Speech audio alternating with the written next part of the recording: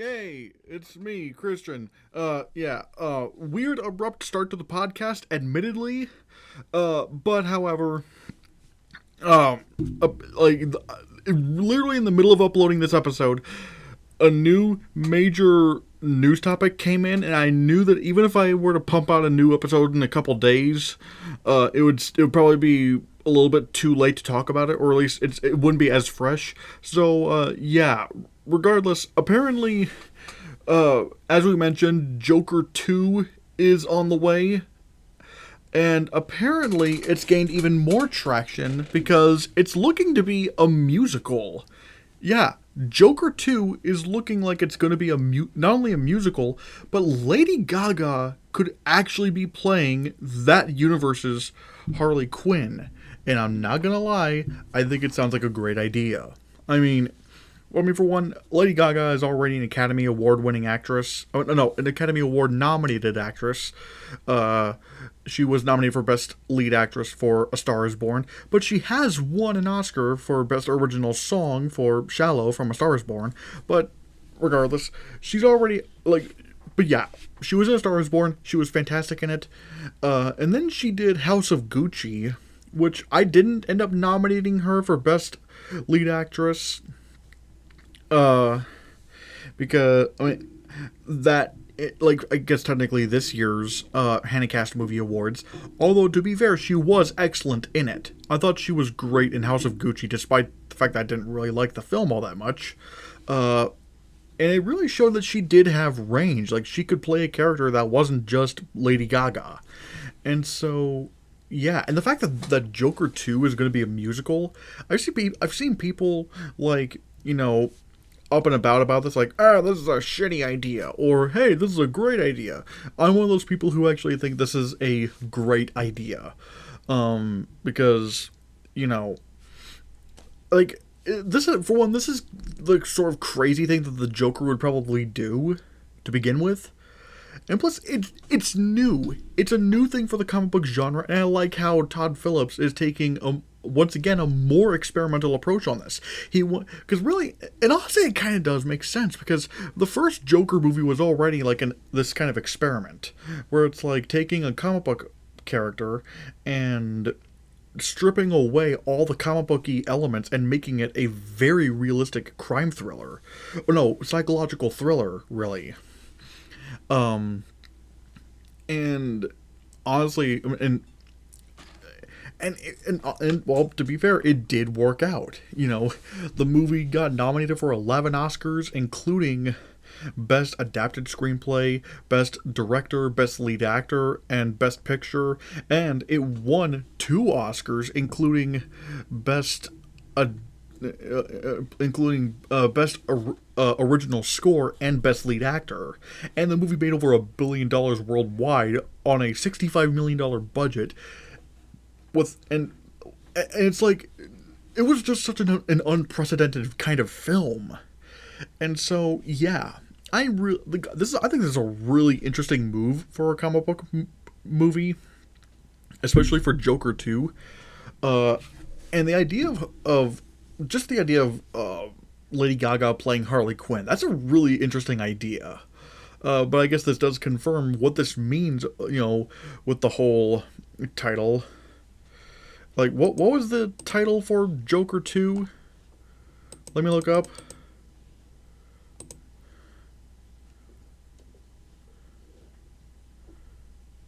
Where is... Wait, what was the title of this movie?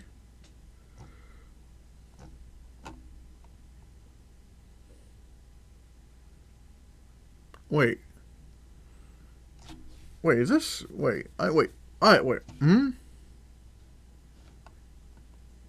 Wait. Barb, wait. Wait, is there another piece of news that I gotta talk about before the actual podcast starts? Cause what was the... what was the... this Joker sequel called? I forget what it was called. Oh yeah, Joker Folie à Deux, otherwise known as Joker Madness for Two. Which again, because people were wondering if this was going to be Harley Quinn or if it was going to be like another Joker kind of impersonator. this I feel like is like it does confirm that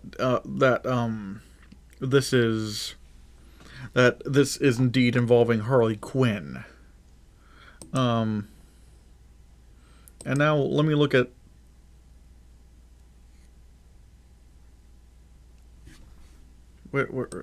Barbie movie, because I'm not like,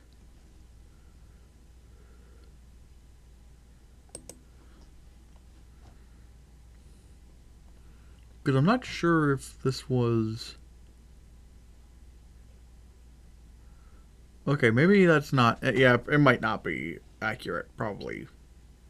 Uh, yeah, disregard the whole Barbie thing, but yeah, I just want to let you know that about Joker 2, that Joker Folie à Deux is going to be a musical, and Lady Gaga at least is in talks to play Harley Quinn, which again, I just think it's really, really cool. So yeah, guys, on to the actual podcast.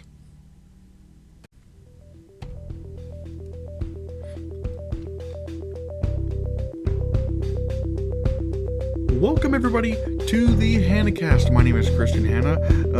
We got a few topics we're going to be talking about today. We're going to be talking about how one of the most successful authors in the world, James Patterson, seems to claim that old white men have a hard time getting work. We're going to be talking about how Bob Chapek just pulled a Godfather move and just fired the Disney exec who was next in line for his job. We're going to be discussing how Lightyear is getting good but not stellar reviews.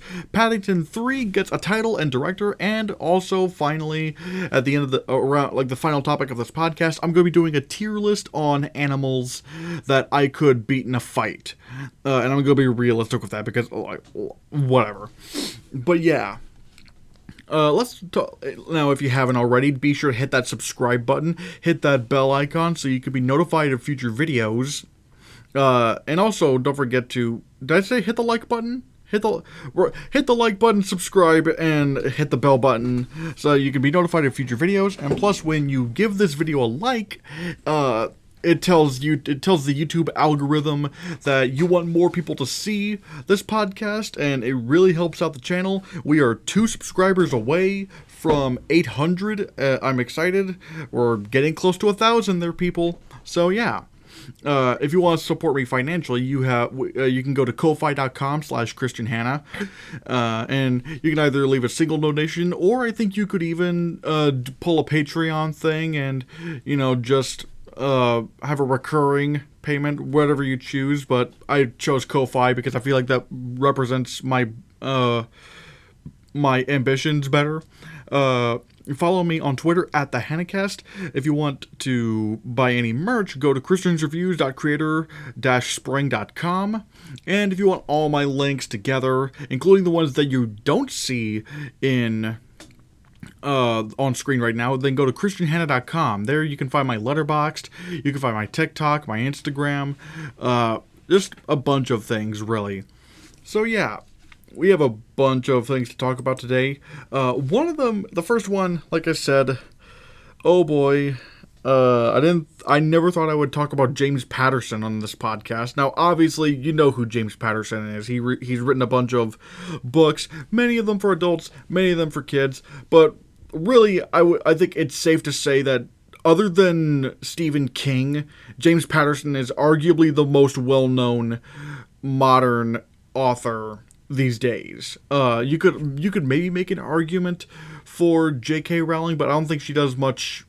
I don't think she does much authoring anymore, as much as producing and writing lackluster Fantastic Beasts movies. And it's funny that how out of all those 3, Stephen King is the one who's most normal. It's like, or like the one who's the least problematic. And the reason why I say that is because for some reason James Patterson was in an interview with the Sun, with the Times, and basically he said, I'm reading what's off of Entertainment Weekly, because apparently the Times is behind a paywall, which is really dumb. But what the. regardless, apparently this is what Entertainment Weekly said. The thriller novelist said white male writers experience another form of racism in an interview with The Times published Sunday, lamenting the plight of older white males. What's that all about? Patterson mused. Can you get a job? Yes. Is it harder? Yes. It's even harder for older writers. You don't meet many 52-year-old white males. And I'm just like, what? I'm like, dude, you're that is such a stupid statement in every regard. I mean, like I said, dude, like, you're James Patterson. Everyone fucking knows your name. Like, why do you get to complain? Why are you complaining?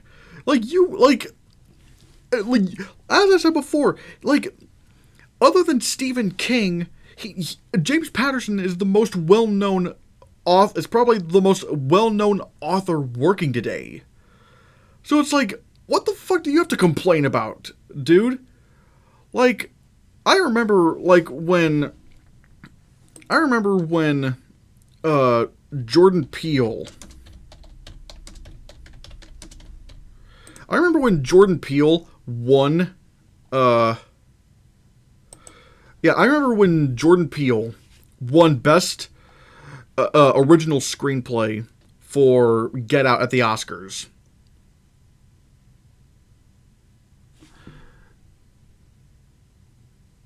And and this is pretty much what he said. Like, he says, here's how hard it is for people of color to get for people of color to get recognized for their work. What was it? He says, this means so much to me. I stopped writing this movie, Get Out, about 20 times because I thought it was impossible. I thought it wasn't going to work. I thought no one would ever make this movie. But I kept coming back to it because I knew that if someone let me make this movie, the people would hear it and the people would see it. So I want to dedicate this to all the people who raised my voice and let me make this movie. Donna, Ron at Universal, everybody, QC, Sean, Ted, Bia, Jason of Blumhouse, you guys, thank you so much. And then he also goes on to, and then he also went on to say, everybody, what was it? Oh yeah, I want to thank everybody who went and saw this movie. Everyone who bought a ticket, who told somebody to buy a ticket. Thank you. I love you for shouting out of the theater, for shouting out at the screen. Let's keep going. Brian Roberts, thank you. I love you all. Thank you so much. Good night. It's ridiculous of James Patterson to claim that, the world, old white dudes are, being discriminated against. And I'm just like, no, the world, like, what's happening right now is that, racism, racism is on, racism in entertainment and bias is being pulled back. Like, they're in being more inclusive. It's not that old white dudes are being exempt from success. It's that not only old white dudes get to have that success. And we still have a long way to go. We still have a long way to go.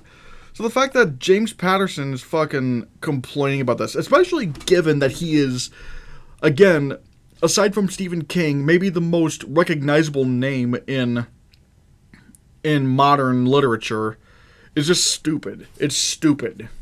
And he's stupid for saying that. So, yeah. On another note, on another bit of kind of news, Bob Chapek is obviously the CEO of Disney.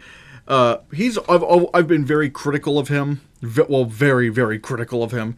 From the way that he's been wanting to structure Disney, like not being built on. basically the way he's not wanting to build Disney on innovation, but rather trends, like, and stuff, which I feel like is a big mistake. And we saw a bunch of this going on last year. You know, like with how he sent like a bunch of movies to what like where it's like simultaneous theater and premiere Disney Plus Premiere Access releases, which resulted in that infamous lawsuit that Scarlett Johansson brought up. I mean, which I still cannot believe there are still people who are saying that Scarlett Johansson was in the wrong for that. I'm like, no, she signed when Disney and Scarlett Johansson, wrote that contract for them to do that Black Widow movie. It was supposed to be a theatrical release, and Disney was not complying with said agreement. And so that's why Scarlett Johansson sued, and she had every right to do so. Because that was a theatrical and streaming day-and-date release was not supposed to be an option. That was not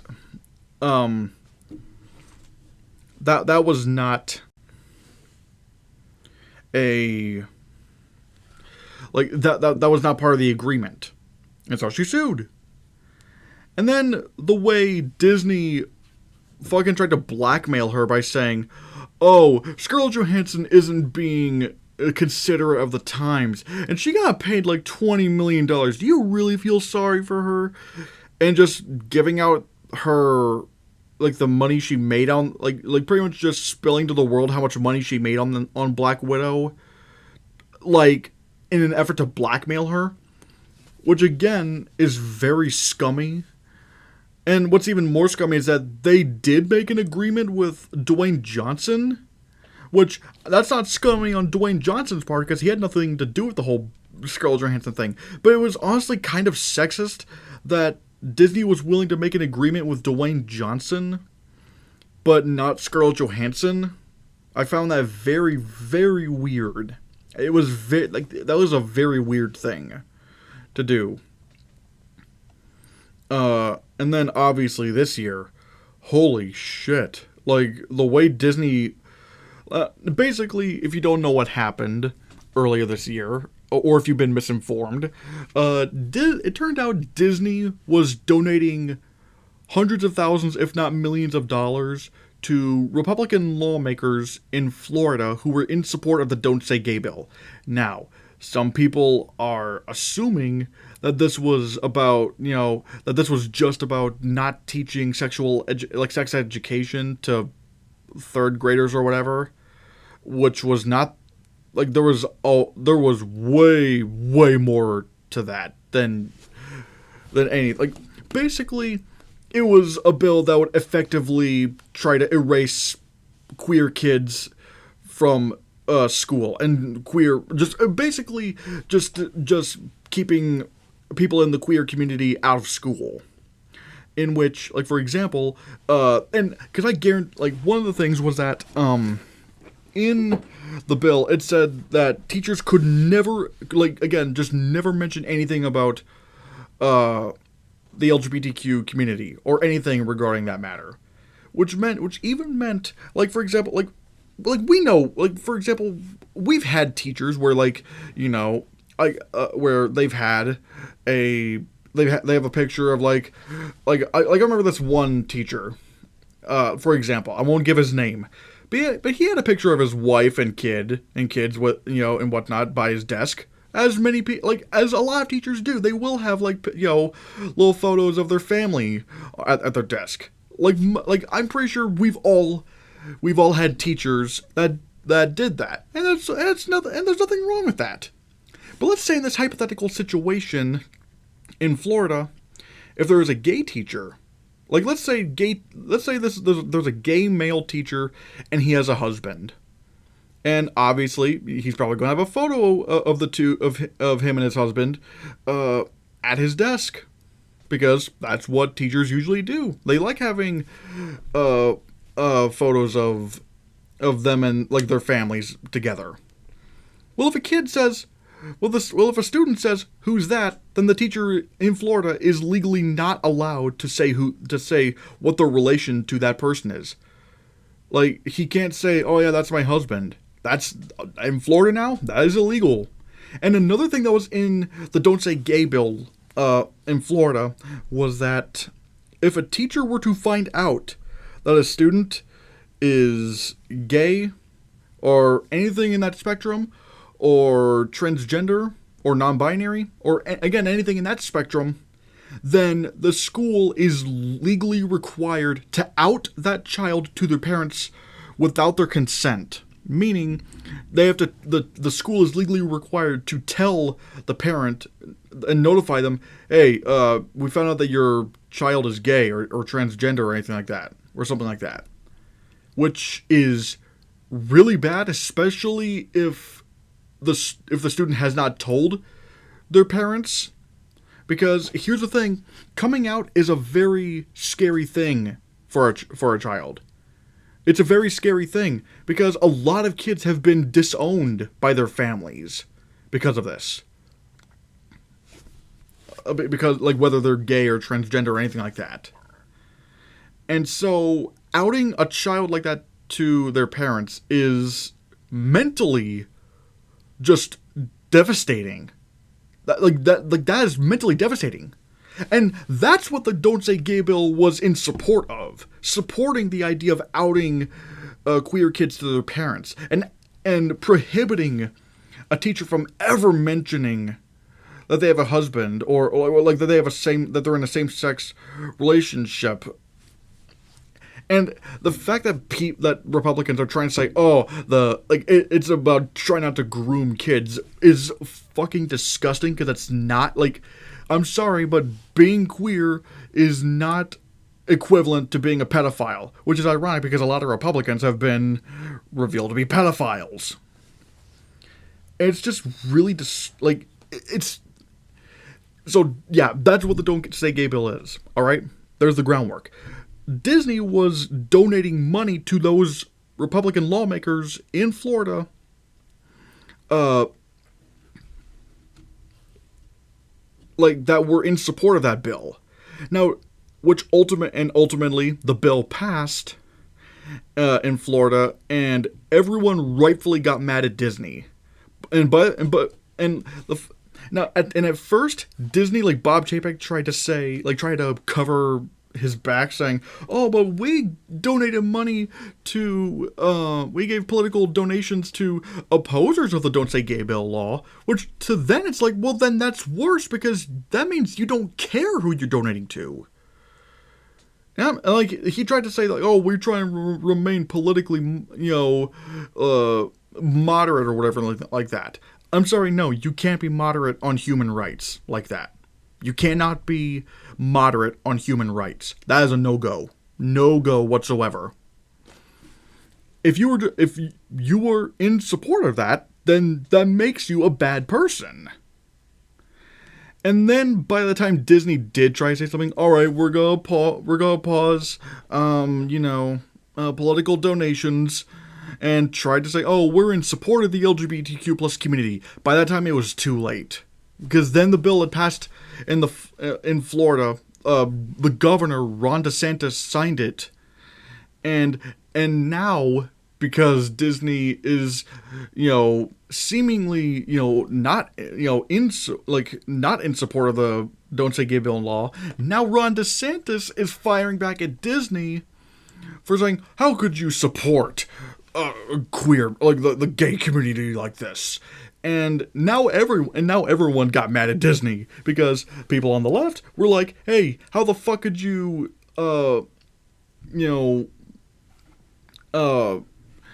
support a bill that was trying to erase queer people from existence?" And now, and it's just like, Disney royally fucked that up, and this is all Bob Chapek's fault. And it's like, uh. And so, moving to now, moving to now, you know, Bob Chapek, his contract with Disney ends next year. Now, Disney can either vote to renew that contract or vote to, remove him as CEO. And if Chapek were to be, not have his contract removed or renewed, Peter Rice, the chairman of Disney's Entertainment and Programming, or former chairman of Disney's Entertainment and Programming, he was next in line to take the job of Disney CEO, to which now over the weekend, Bob Chapek has fired him. Bob Chapek has fired him. And I'm looking, and we're going to read off of the Hollywood Reporter here. It says, in a major executive shakeup, Peter Rice, chairman of Disney's Entertainment and Programming, is exiting the company, sources tell the Hollywood Reporter. Sources say embattled Disney CEO Bob Chapek summoned Rice to his office Monday. That was today. Alright. Summoned Rice to his office Monday and relieved the former Fox exec of his duties. The CEO, who took over for Bob Iger last year, is said to have felt that Rice was no longer a fit. This dismissal took place in a 7-minute meeting Monday evening, according to sources. Chapek told Rice that he was not a fit in quote, the new Disney culture, end quote. To which Rice said words to the effect that he thought they were in the midst of building a new Disney culture. He asked, in what way did he not fit? And Chapek responded, quote, now is not the time, end quote, and dismissed him. Industry insiders believe Rice was perceived as angling to replace the embattled Chapek. Some of the town's most powerful insiders responded with anger. Peter is beloved, said one agent, noting that he was overseeing a successful division. Referring to Chapek, he said, how many times does a person have to show you who they are? It is notable that the board issued a statement in support of Chapek, who has only a few months left on his contract. The move comes as a shocker, considering Chapek re-upped Rice to a new long-term deal last summer. Sources say Rice has 2 more years remaining on his contract and will receive a rich payout. Rice's top lieutenant, Dana Walden, who made the move from Fox to Disney, will be taking over his responsibilities. Rice along, let's see.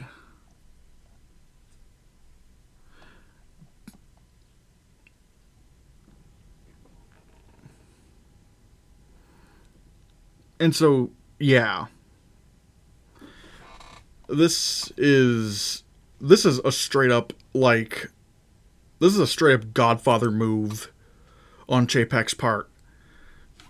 And this I've gone from being critical of Bob Chapek to honestly being scared of what he's going to do to this company. I am scared of what he is going to do, because he is, I don't know how to describe it.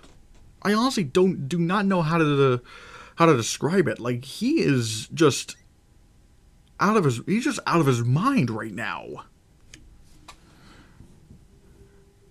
And the fact that the board has full support of Chapek is really concerning to me, because all Bob Chapek has done is just create controversy after controversy after controversy.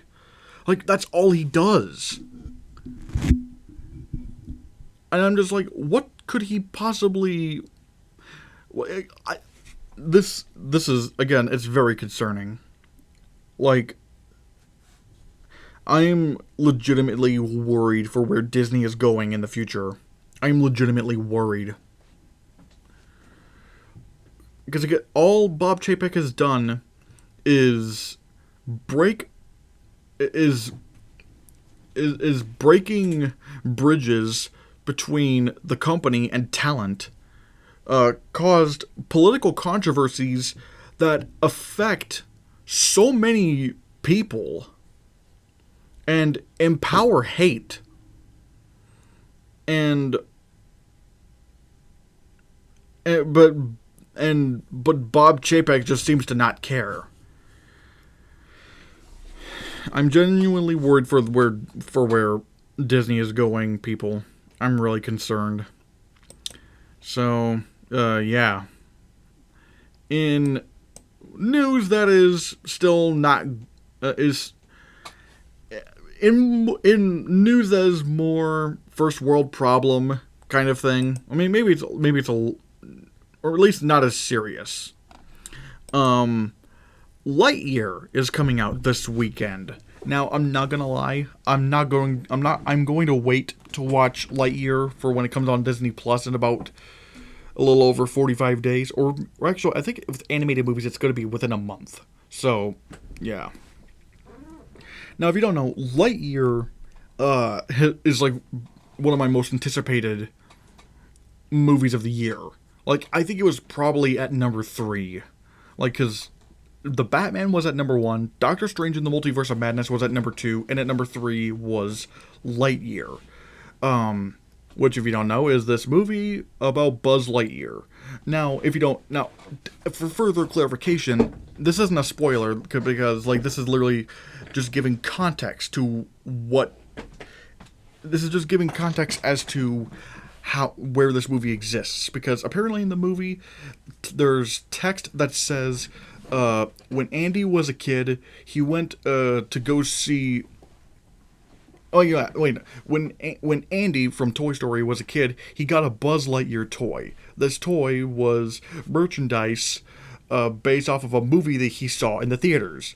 This is that movie. So basically, this is a movie, like Lightyear exists in the Toy Story universe as a movie. Like, Lightyear is the movie that Andy saw that made him want to get a Buzz Lightyear toy. And I've been really excited for that. I have been dying to see this movie. Because it sounded great. And plus, what's the word I'm looking for here? Like, because with Toy Story, like Pixar is really careful with Toy Story. Like, they are really careful with Toy Story. Between Toy Story, Toy Story 2, Toy Story 3, and Toy Story 4, the lowest rated Toy Story movie on Rotten Tomatoes was Toy Story 4 at 97%. Toy Story 3, let me look up Toy Story.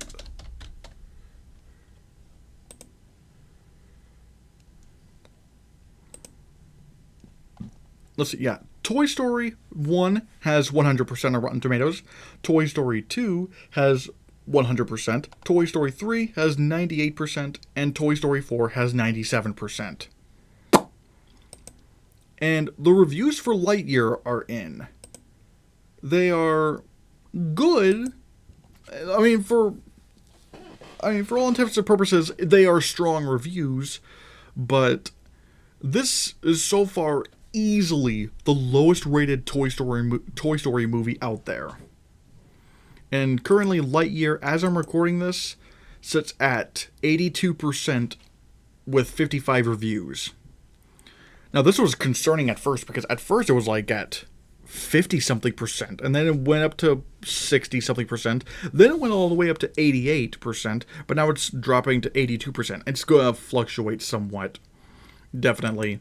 But man, it is interesting that that Lightyear is not that universally loved movie when it comes to the Toy Story movies, because like everyone loves the Toy Story movies. And I was for sure that this was going to be in that club, because Pixar seems to really, put everything into these Toy Story characters.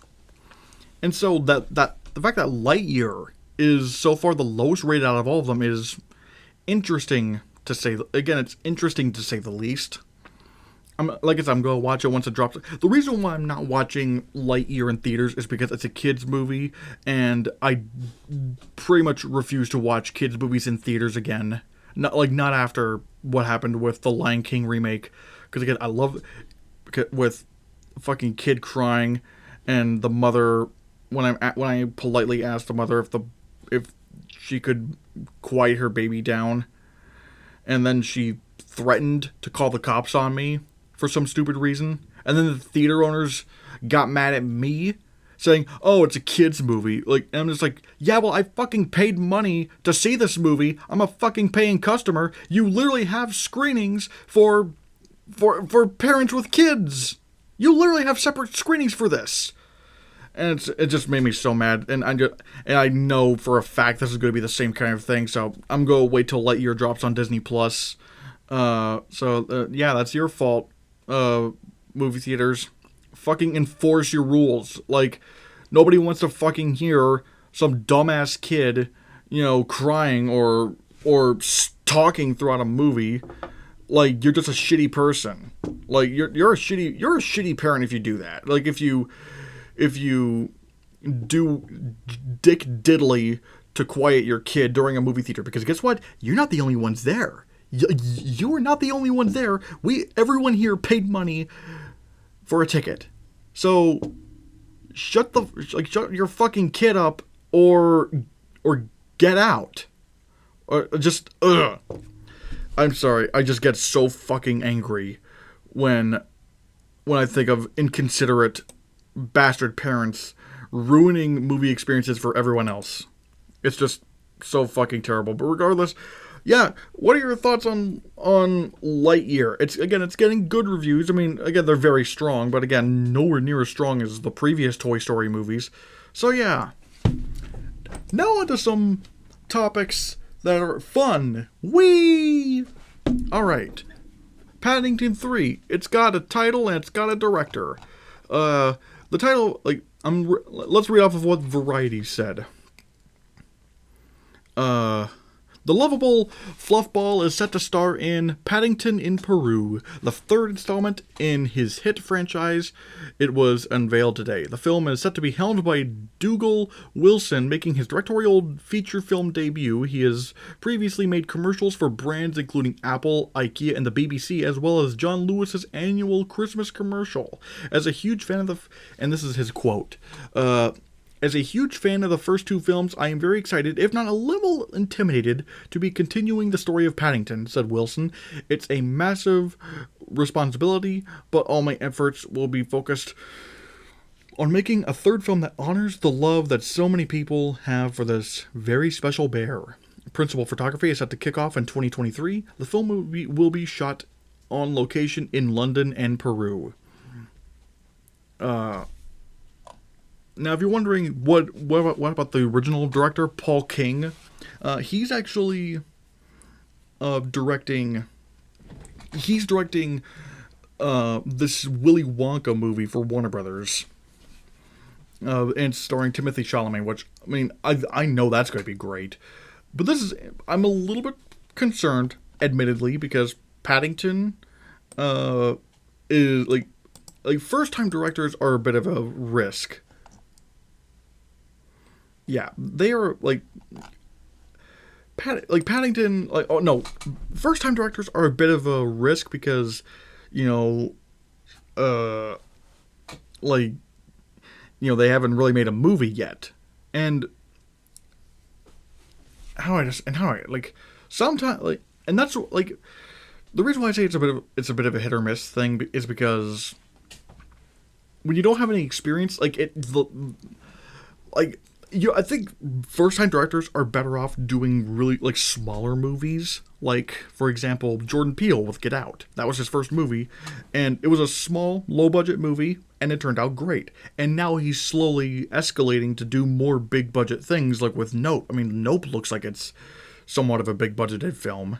But then you also have people like Simon Kinberg, who his, despite him being a renowned screenwriter, like writing a lot of X-Men movies and producing a lot of X-Men movies, he was tasked to direct Dark Phoenix, and it was one of the worst films in that franchise, in that X-Men franchise. Oh boy. And so you can understand where my you can understand where my concerns are. Because again, the Paddington movies have pretty sizable budgets. Like Paddington 1 has a budget of $54.7 million. Paddington 2 had a budget of $40 million. Okay, granted, those movies are a lot cheaper than I thought they were. But again, they're still like somewhat sizable films. And I just hope he knows what he's doing. What Dougal Wilson knows what he's doing. Because, again, this is literally his first movie that he's directing. And I will say, I have finally watched the Paddington movies. Paddington 1 and Paddington 2. Yeah, they're great. I loved Paddington 1 was great. Paddington 2 was somehow even better. And god damn it, the fucking ending was beautiful.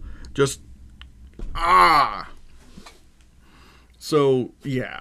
They're very wholesome, very nice movies to watch. I'm excited to see Paddington 3. I think for a while, let me look at Paddington. Paddington has, on Rotten Tomatoes, has a rating of 97%. That means out of 164 reviews, 97% of the critics liked the movie, which is a great achievement unto itself. Then you have Paddington 2, which for the longest time was the highest critically rated film of all time on Rotten Tomatoes, with 100%. But within the past couple of years, now it's 2. 2 people have given it a negative review.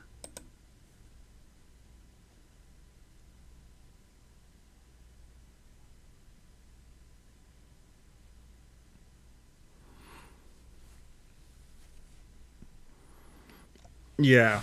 So yeah, 2 people apparently didn't like it, which, I mean, that's fine. Everyone's entitled to their opinion. I'm not gonna but yeah, it was insane how much, for the most part, everyone just loves the Paddington. It's insane how so many people love the Paddington movies.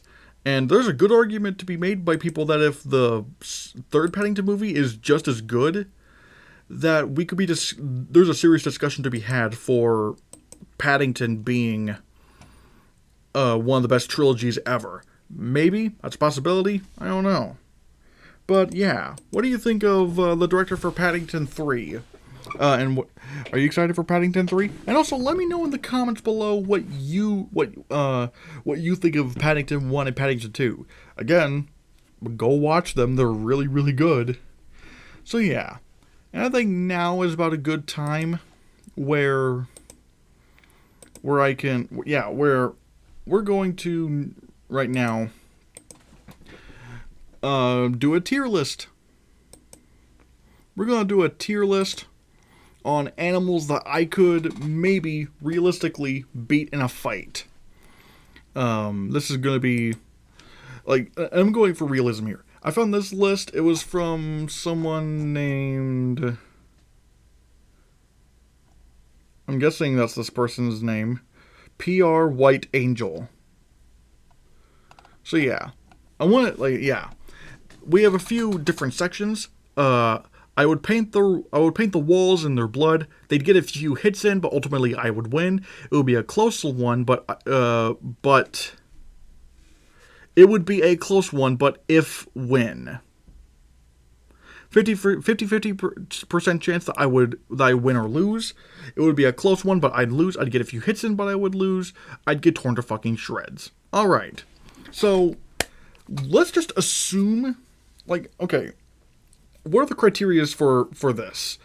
I'm going to assume that, this is just an arena, there's I can't use any weapons. Can't you none of us can use rocks or tools or any kind of things.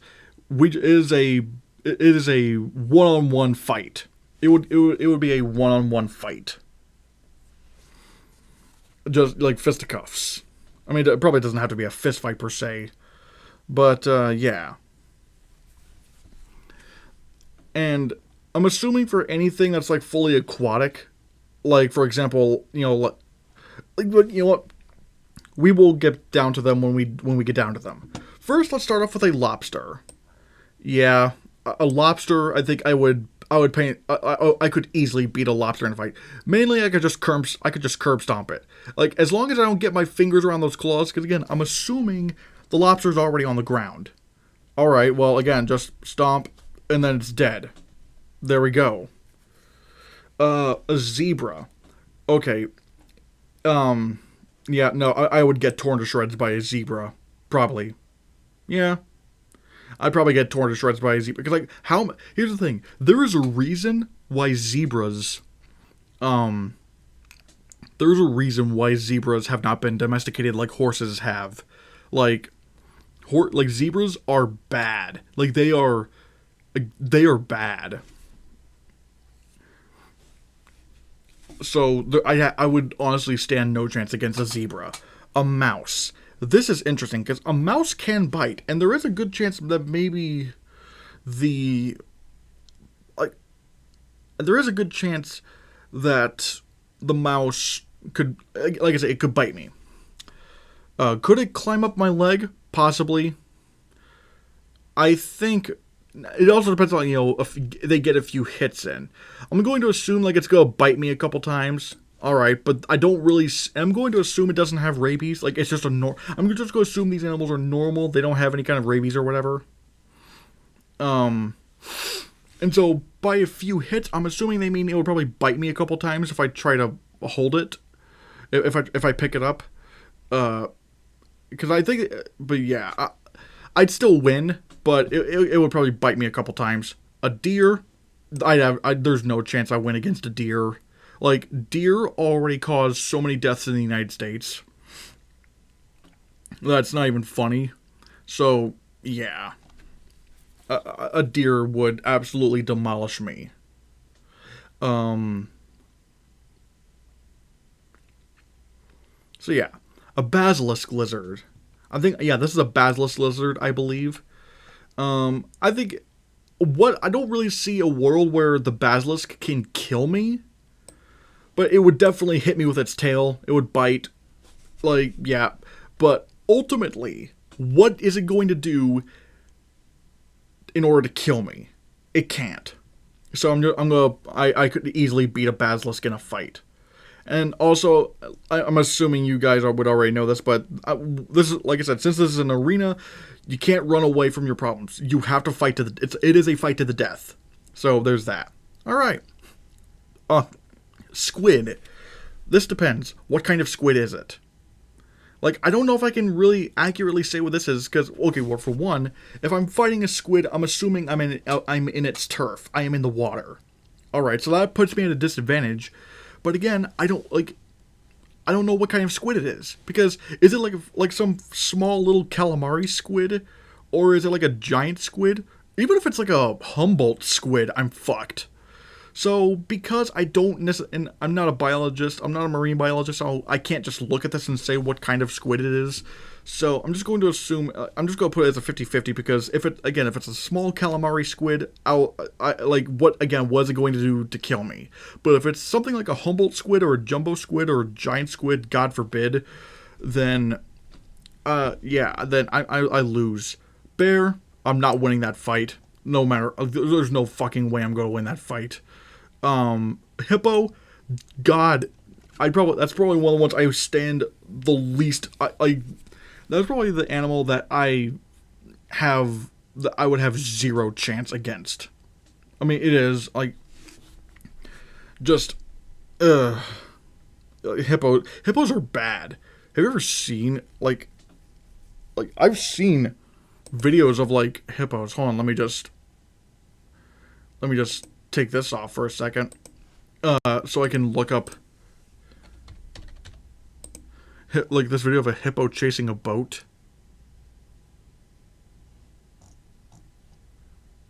Yeah. Yeah, let me just show you. Let me just show you what exactly a hippo can do. Alright?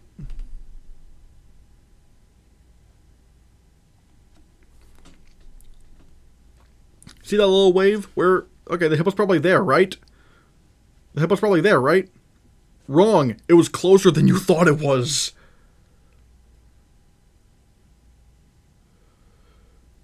And keep in mind, hippos can't even swim. Wait, hippos can't swim? Yeah, no. Oh, God.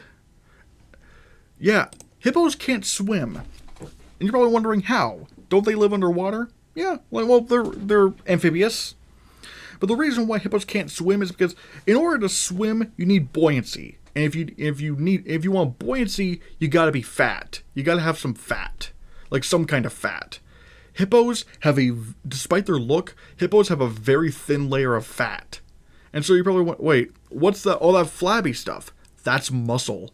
Hippos are made of nothing but muscle. And so when you see them in the water, they're not swimming, they are running underwater and pushing themselves up to the surface like a fucking missile. So yeah, no matter, and the worst part is hippos can run fast. They are fast. Like even if I had a gun, what could I do against a hippo? So again, since this is a 1-to-1, like a 1v1 match, like you know, one has to physically beat up the other, I'd stand no chance against a hippo. I'd have a better chance against a bear than I would a hippo. A sea turtle. Okay, this is going to be interesting. A sea turtle. Because, again, I'm in the water, so, I mean, cool. I guess it's turf, but really, what is a sea turtle going to do to kill me? And again, I'm assuming this is a green sea turtle. I'm going to say it would get a few hits in, but ultimately I would win. I could probably just, like, you know, for, like, either keep its head underwater until it drowns.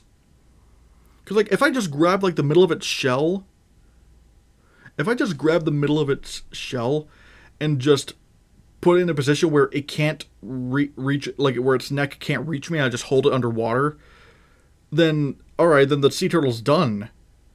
And the reason why I say it would get a few hits in, but it would win, there's a good chance the sea turtle could bite me. And if it bites me, well then, that's not good. It's probably not going to kill me. Unless it, like, I don't know, bites an artery or something. But I'm putting this as a safe... I'm putting this as a safe they'd get a few hits in case it bites me.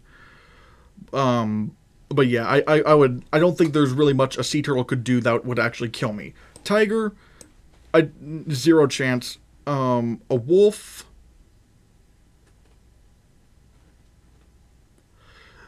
Wolves are big, so I'd stand no chance.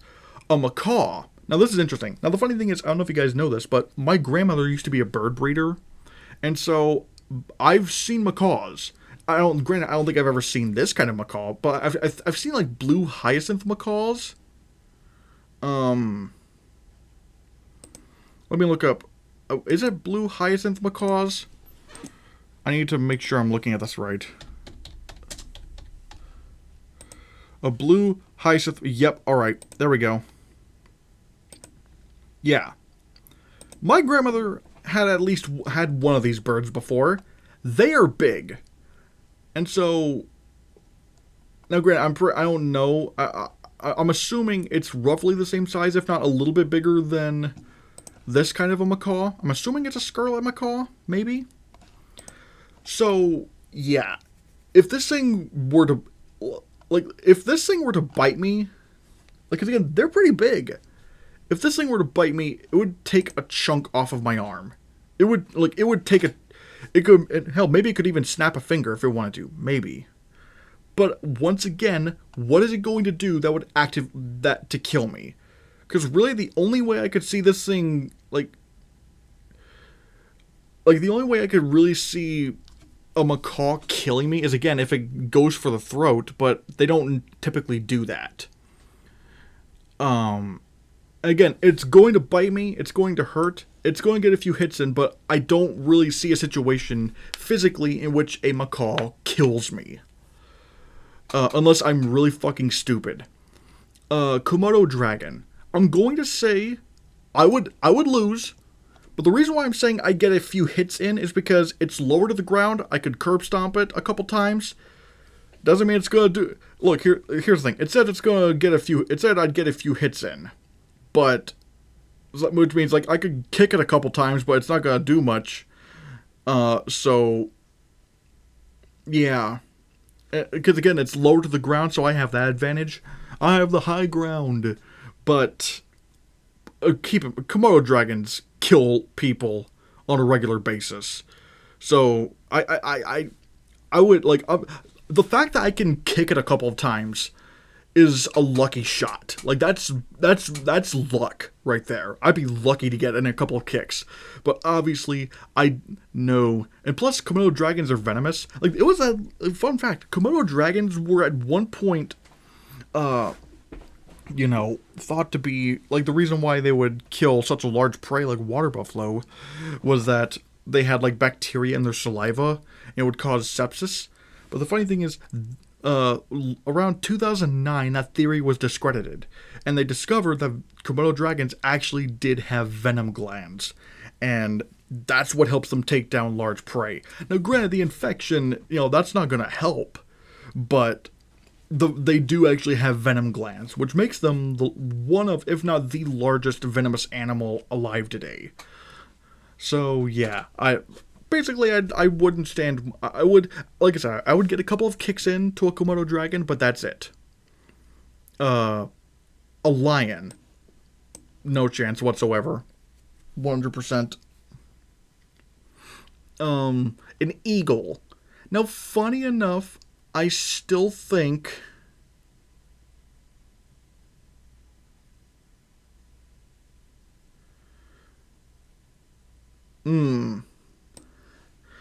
I'm debating whether I'd say I'd get a few. They'd get a few hits in, but ultimately I would win, or it would be a close one, but I would win. I'm gonna say it would be close on the very, very low end of it would be a close one, but I would win. I'm just gonna.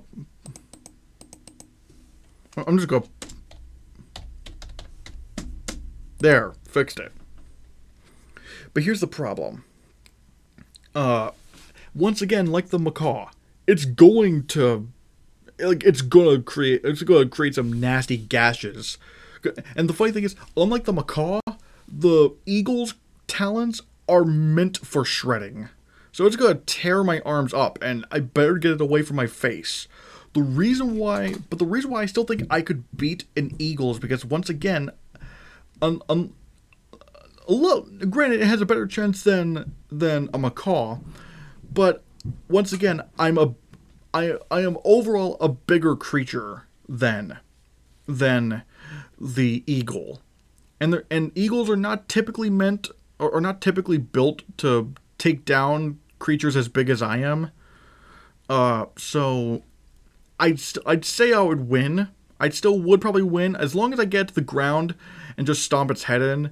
Then that's pretty much what most of these things are gonna like. Out of all these animals that I'd beat in a fight, it would basically have to come down to me like getting it down to the ground and stomping its head in. Again, aside from the turtle, which granted I could technically do that if I brought it up to land, but I could just drown it. I could just drown the sea turtle. But the eagle, I still think I could win, but I would not come out of that without tons of blood dripping. Rhino, no chance in hell I would ever win. A finch, I'm assuming this is a finch. What's a finch going to do?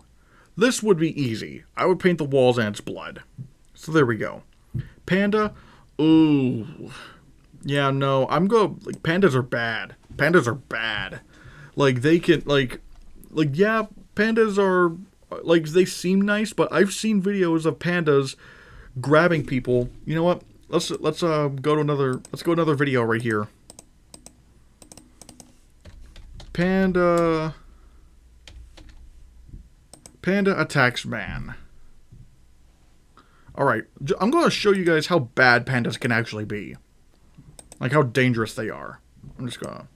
I mean, not that there's anything really to hide anyway. I mean, oh no, I watched Tomska. Yeah.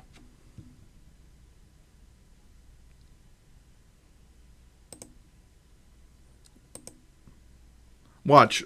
Okay, here it is. I'm just gonna turn off the audio just in case. Yeah, look at that thing. It is like the dude was just leaning against the bars, and the panda's just going after him. So yeah, no, like I'd stand no chance against a panda. A ferret, so yeah, I get torn to fucking shreds. So yeah. Ferret, it would get a few hits in, but once again, I don't really see a scenario unless I'm really fucking stupid in which a ferret beats me in a fight. A gorilla, I'm losing that fight. An orangutan, okay, once again, once again, I'm going to show you a recent thing that came up about orangutans, because you might be thinking, oh yeah, orangutans, they're pretty docile. They're not that docile. Orangutan grabbed...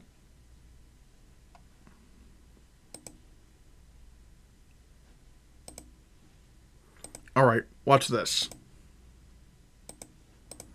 Alright. Like I said, I'm keeping the volume off of... But look at that.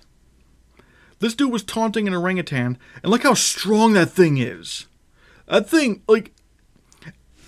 So, like, again, no one really thinks of orangutans as being like, oh yeah, they could, you know, like, no one thinks orangutans could do some serious damage. They will. They can. Look at that! Look at that! It is literally trying to pull this dude into the enclosure. If it wanted to rip him apart, it could have easily done so.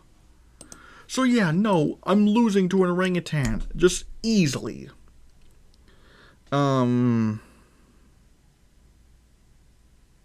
alpaca. I think it's an alpaca or a llama. I don't know exactly if alpacas, like, that's an interesting case. Because can an alpaca kill me? Let me look it up.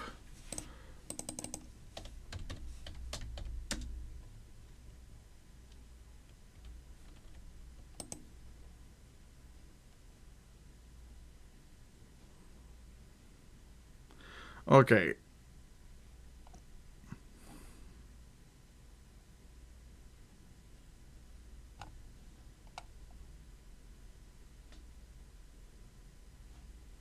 I'm trying to look.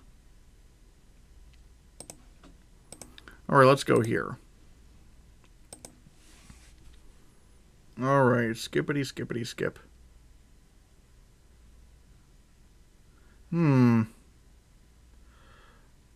Okay, I'm looking at the way this thing is the way this thing is attacking. All right.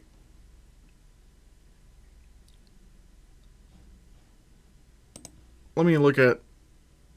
Let's see.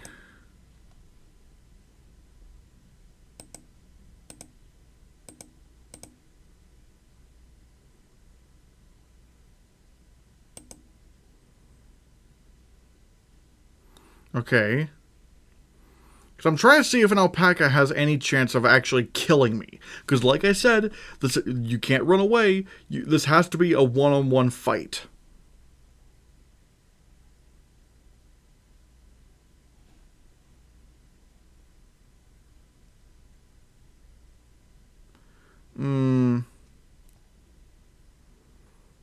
It's not looking good for the alpaca. Because again, what is it trying to do?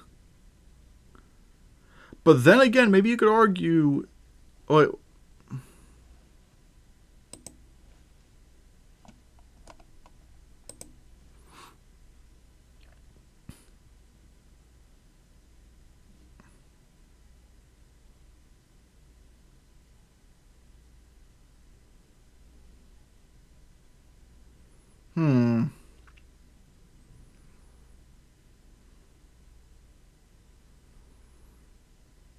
Yeah. You know what?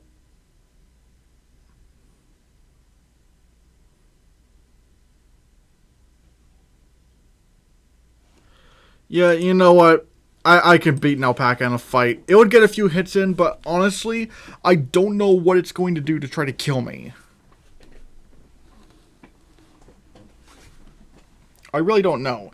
It doesn't have antlers. It's not as agile as a deer. It's just kind of awkward. It's a very awkward kind of animal. So again, it could kick me a couple times. It could definitely try to bite me. Although, granted, I haven't. Granted, none of these videos ever haven't shown an alpaca biting or a llama or whatever the fuck this thing is supposed to be. It hasn't shown any of that, but really, there's a saying: any animal with a mouth can bite. So I'm just going to assume it can bite. But ultimately, I don't really think it can kill me. Or, again, unless I do something really fucking stupid. So there's that.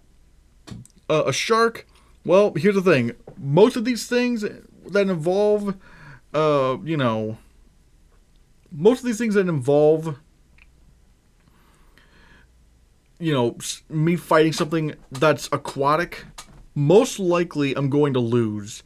Because I'm in its turf. Unless it's something like some... And the reason why I put lobster is because, like, okay, like, if I could, like, I could easily just pluck the lobster out and whatever. Shark, yes, shark. I'm dead easily. So there's no chance I'm winning that. Especially, it's a great white shark, so I'm especially fucked. An African elephant. Yeah, I'm assuming that's especially like an African bush elephant. Yeah, I'd be fucked. Now this snake is interesting. Because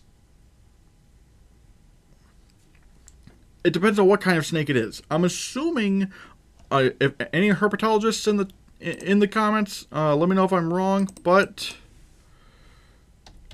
I'm assuming it's an emerald tree boa. Size. I'm assuming that's what this is right here. This little guy right here. An emerald tree boa. I don't think it's gonna... I don't see... Again, I don't see a world in which it wins. I don't really see a world in which it wins unless I do something really stupid. Again, it could bite me. It's gonna bite me. But as long as I, like, maybe choke it to death, I can win. But yeah, starfish, I would, like, what's a starfish gonna do to me? An alligator. I'm actually going to put this at a 50-50 chance. And the reason why is because alligator wranglers exist. And here's the funny thing about alligators. And again, I'm assuming...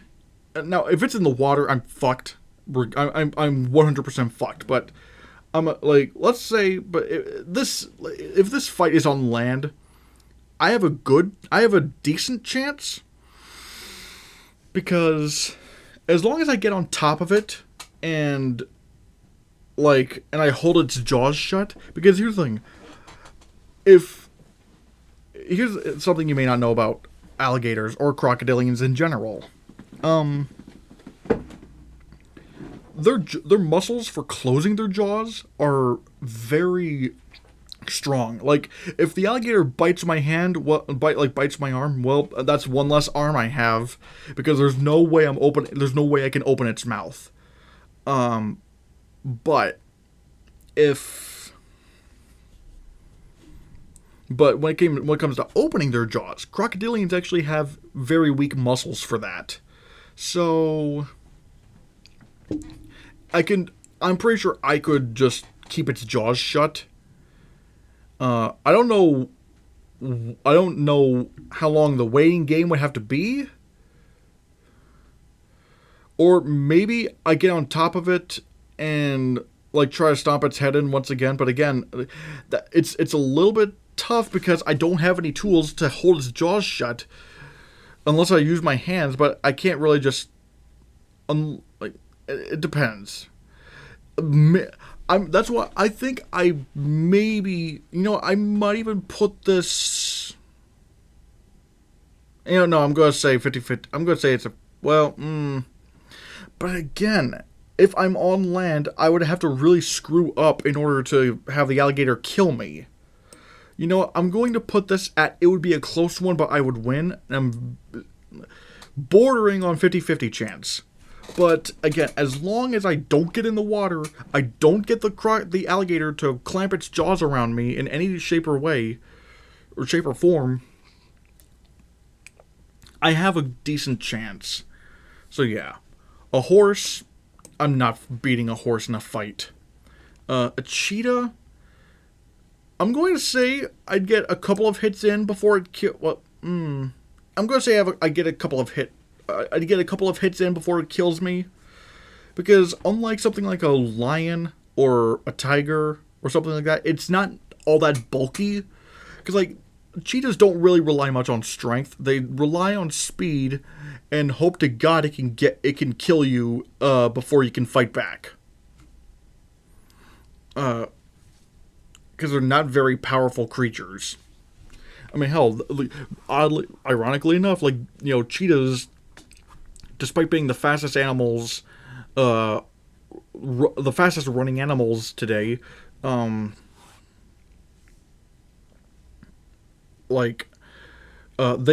cheetahs get bullied by so many animals in Africa, whether it be vultures, lions, hyenas. Cheetahs got it rough. So I think I would get a couple of hits in, but considering big cats normally go for the throat, I'd still probably lose. A clownfish, okay, remember when I said if it's like an aquatic creature, I'd lose? Well, clownfish, what's a clownfish gonna do? A house cat. Okay, I'm going to say I can beat a house cat in a fight. I'd probably go so far as say they get a few hits in, because I don't really see how a house cat would get close to killing me. Unless I just have to grab it and just smash it onto the ground. I'm not gonna feel good. I mean, I wouldn't feel good with killing any of these things. Let's just be honest. But yeah. But overall, once again, I don't really see how I can really get killed by a cat. An octopus. I'm assuming this is a giant Pacific octopus.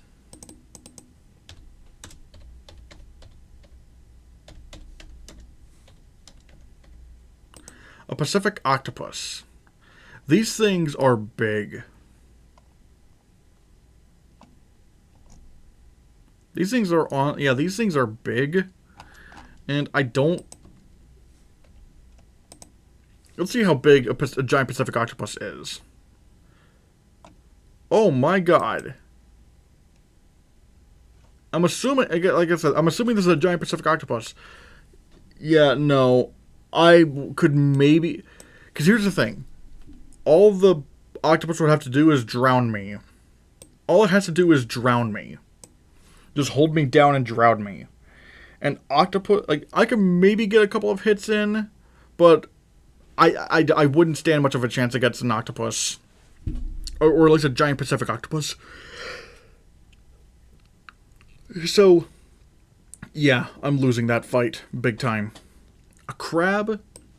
I'm assuming this is a small crab. Once again, pluck it out of the water, stomp. There we go. A Labrador Retriever. I think it would be a close one, but I'd still lose. Now, because unlike house cats, Labrador Retrievers, it's not that far away from a wolf, really. So I think I think I would lose that fight. I mean, hell, they're literal fuck. Because I remember Raphael. Granted, Raphael doesn't have a golden retriever, but his parents have a German Shepherd, and I forget what his name is. Oh, sorry, Raphael, if you're watching this. But if I were to fight that dog, his family's German Shepherd is so fucking huge. If he wanted to tear me to shreds, he could. And so a Labrador Retriever, I'm assuming, is slightly smaller. I'd get it again.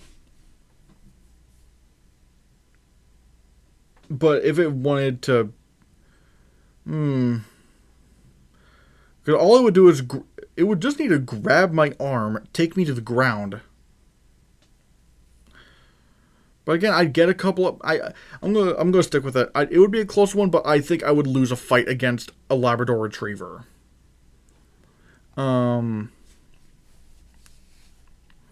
peacock. Once again, I don't really see a world. It's going to get a couple of hits on me, but I don't really see a world in where a peacock kills me.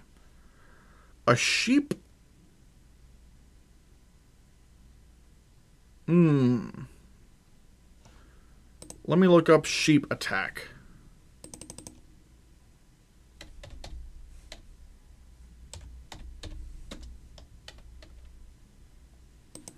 A sheep attack.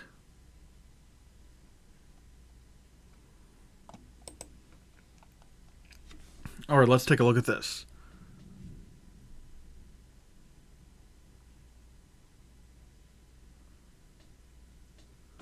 Alright.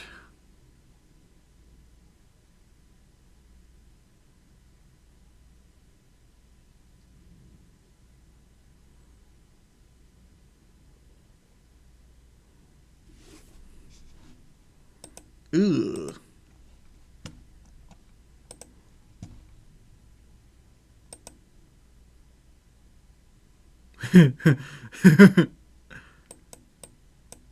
Okay. I love how they're so far away. Wait, a flock? Wait, they're chasing him?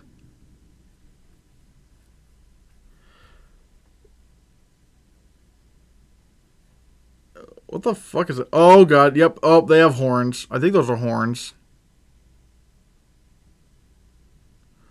How are they still... Why are they still chasing him? They look like they've been chasing him for a long time.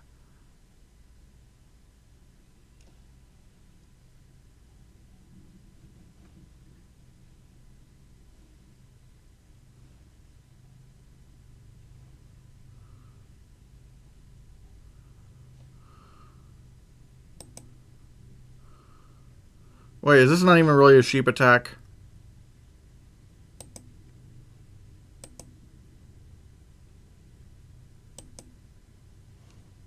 Okay, so the sheep aren't even attacking him.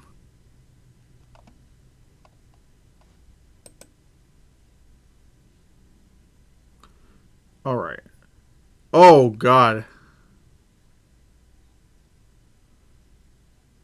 Oh, God, just knocked his shoe off.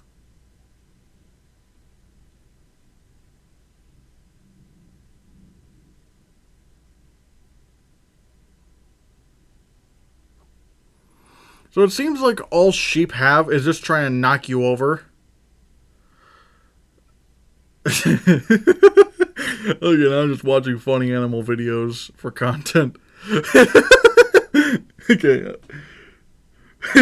Oh god. Oh no. Okay, at this rate, I think the sheep would just exhaust me. Oh god, why did you have to make it mad? Why did you have to make it mad?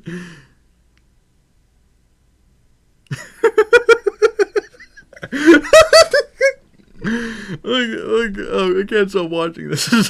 It keeps knocking him over. Like, Jesus Christ. Alright. So, I'm not exactly sure if... I'm just... Okay, because again, if it's life or death, I have to kill this thing.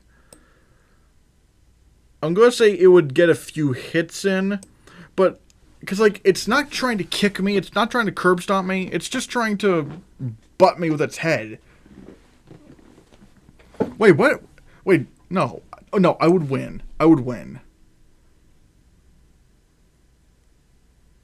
Yeah, it would win. But at the same time, if I'm looking at that sheep, like, it has a thick coat of wool.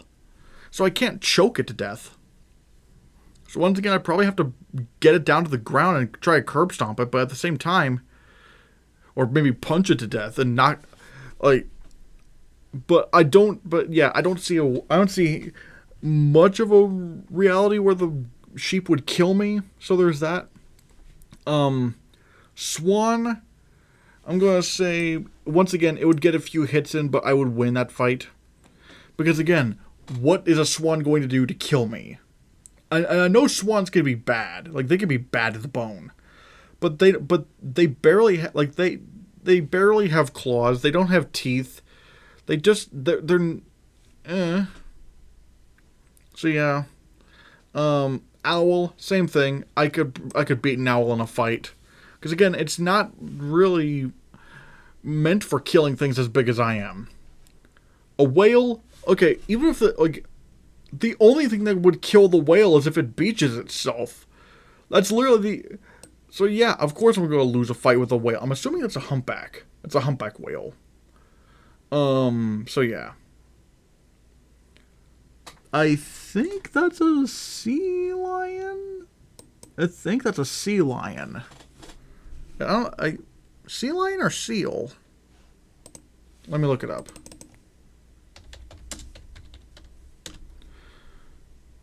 Oh yeah, that is a sea lion. Alright. Alright. The funny thing about sea lions versus seals is that sea lions are way better. Like, they can move better on land than seals can. But they're also thick with fat, so I can't choke it. I mean, really, sea lions are pretty much just like... They're pretty much like... the semi-aquatic equivalent of wolves. And so I don't think I can, I'm not gonna lie, I think I lose that fight. I'm gonna say it would be a close one, maybe, because I could hit it a few. Nah, you know what, because really, what am I going to do against a seal? I'm against a sea lion. What am I gonna do against a sea lion? Like, really, what can I do? I don't stand much of a chance against a sea lion. Because, like, it has all the teeth in the world and whatnot, and they can run on land, but it's like, I can't really kill it. Like, how am I going to kill it? So yeah, I'm going to say I would lose. A duck, easily. I would easily lose to a duck. No, I would easily beat... I'd easily beat a duck in a fight. Just grab its neck and just smack it to the ground. Cow, I'm losing that fight no matter what. What could I do against a cow? They're big. A dolphin... And here's the other thing.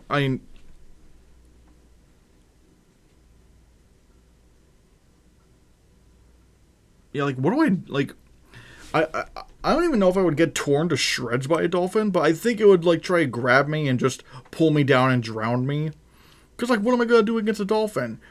Like, really, what am I going to do against a dolphin? Like, what am I going to do? I can't grab it, like, even though I'd lose to a giant Pacific octopus, I could still grab it, like, its tentacle and squeeze really hard.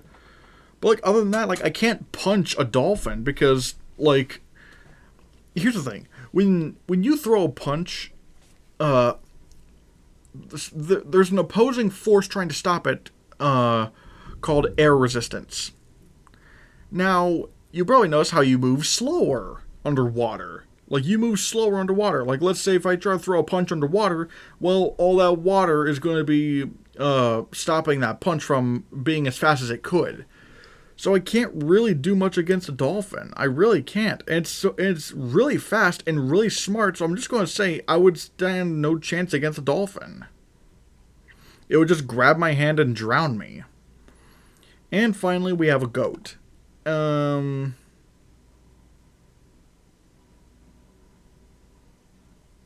going to say I could beat... well, oh, wait, but goats have... Oh, wait. Ah, dang it.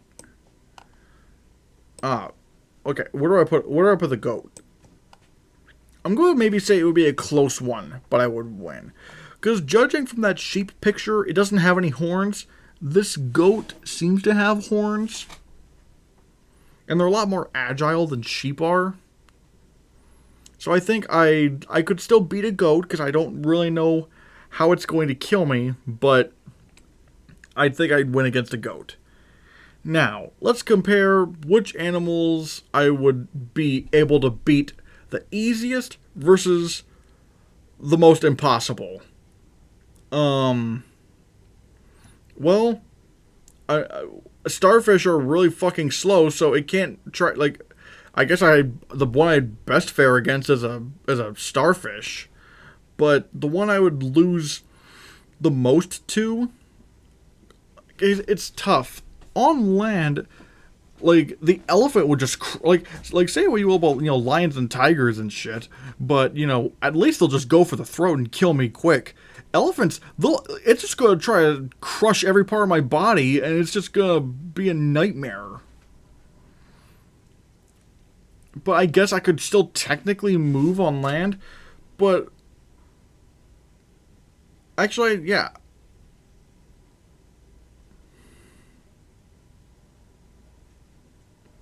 Actually, maybe I should move the whale somewhere else. Because it's like, it's not even about the whale trying to kill me. I mean, yeah, if it got one of its fins and, smacked me. Well, then again, maybe, with the whale, I'm going to say I could get a few hits in. Those hits aren't really going to do anything. But, I mean, really, if the whale doesn't already, knock me unconscious, which causes me to drown by, smacking me with one of its flippers, I mean, there's not really much I can do against a whale, and because it's just too big.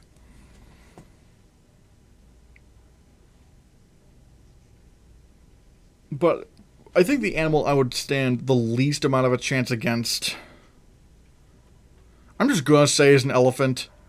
I stand the worst chance against an elephant, because again, the elephant isn't even going to try to bite me or anything. It's just going to try to crush me, and it's just going to be way more painful that way. So yeah, I'd stand the worst chance against an elephant, but I'd stand the best chance against a starfish. So yeah, guys. Yeah, and I think that about does it for this episode of the Hannahcast, everyone. Thank you so much for watching. Thank you so much for watching. Be sure to hit that subscribe button, hit that like button, and hit that bell icon if you want to be notified of future videos. And especially since the like button definitely helps me with stuff it. Well, it just helps me. So yeah. That being said, if you want to find other ways to support me, go to ko-fi.com. /Christian Hannah. Follow me on Twitter at the Hannahcast.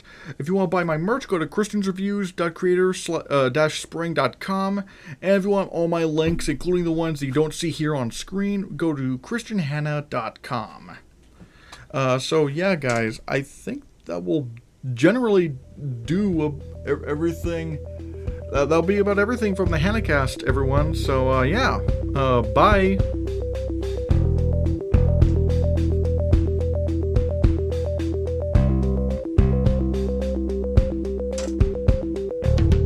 Wait. Oh, man, I forgot you can't hear the fucking thing. RIP.